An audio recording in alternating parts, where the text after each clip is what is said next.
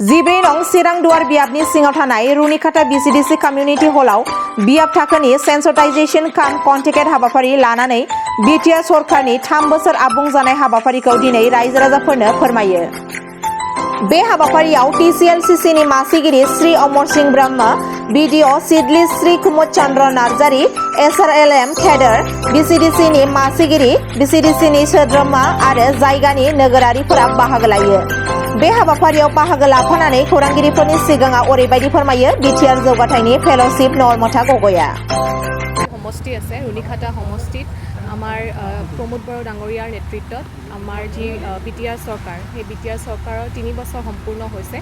আৰু এই 3 বছৰ সম্পূৰ্ণ হোৱাৰ বাবদ আমি এটা কাৰ্যসূচী আমি বিটিআৰ চৰকাৰৰ তৰফৰ পৰা পাতিছোঁ য'ত আমাৰ বিটিআৰ চৰকাৰে যোৱা 3টা বছৰে কি কাম কৰিছে কি কেনেকুৱা ধৰণৰ ৰাইজৰ বাবে আঁচনি লৈ প্ৰস্তুত কৰিছে বা আগন্তুক দিনত কি কাম কৰিব তাৰ বিষয়ে আচলতে ৰাইজক সজাগ কৰিবলৈ এয়া আমাৰ প্ৰচেষ্টা আৰু ইয়াত আমাক সহযোগ কৰিছে প্ৰত্যেকটো TCLCC বা কনষ্টিটুৱেঞ্চিৰে চেয়াৰপাৰ্চনসকলে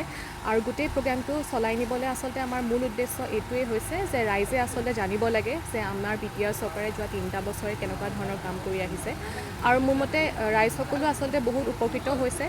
ৰাইজে আগবাঢ়ি আহিছে তেওঁলোকৰ যি ধৰণৰ বহুত ধৰণৰ সমস্যা হ'ব পাৰে ধৰক এডুকেশ্যনতে হওক শিক্ষাৰ ক্ষেত্ৰতে হওক বা স্বাস্থ্যৰ ক্ষেত্ৰতে তেওঁলোকে কিছুমান সুবিধা বিচাৰে চৰকাৰৰ পৰা আৰু বহু ক্ষেত্ৰত এনেকুৱা হৈছিলে যে তেওঁলোকে গম পোৱা নাছিলে কিন্তু এই প্ৰগ্ৰেমৰ জৰিয়তে আচলতে তেওঁলোকে গম পাইছে আৰু তেওঁলোকে আগন্তুক দিনত এই যিবোৰ আঁচনি আছে এই আঁচনিবোৰৰ তেওঁলোকে সুবিধা ল'ব বুলি আমাক আশ্বাস দিছে।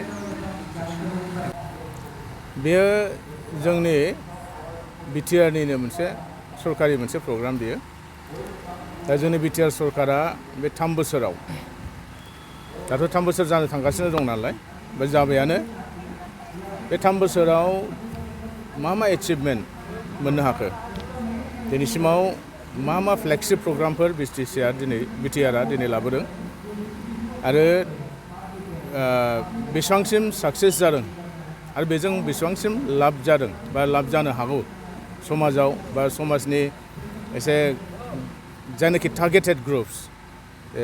गाहायसिन थाखोनि बा दुखुथिया बा गोरिब थाखोनि जे रायजो राजाफोर बे टार्गेट ग्रुपआ मा रोखोमनि लाब जाहैनो हागौ दा बेफोरनि सायाव मोनसे सावरायदों बे मोनसे सेन्सिटाइजेशन प्रग्राम होनदों सेन्सिटाइजेशन काम कन्टेक्ट प्रग्राम होननानै नाम होनाय जादों दा बेखौ जिखिनि आसनिफोर फैदों बे आसनिखौ जों रायजोफोरनिसिम लांनांगौ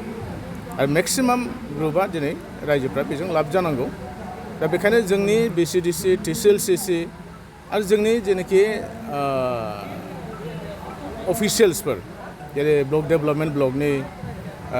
इन्जिनियारनिफ्राय जागायनानै GRSसिम आरो दा बयबो बे आसनिफोरनि सोमोन्दै मोजाङै मोनथिनांगौ गोनांथि दङ दा बेखायनो दिनै बाहाय माबाखौ दिन्थिनाय जादों गासिबो प्रग्रामनि सायाव सावरायनाय जादों प्रेजेन्टेसन होनाय जादों आरो बेखौ रायजोफोरनिसिम लांनानै रायजोफोरखौ माब्रैहाय साबसिन माने लाब जाहोनो हायो बेनिफ्राय मुलाम्फा मोनहोनो हायो बेखौ मोनसे थांखि नोजोर बोनानै बेखौ लानाय जादों आरो।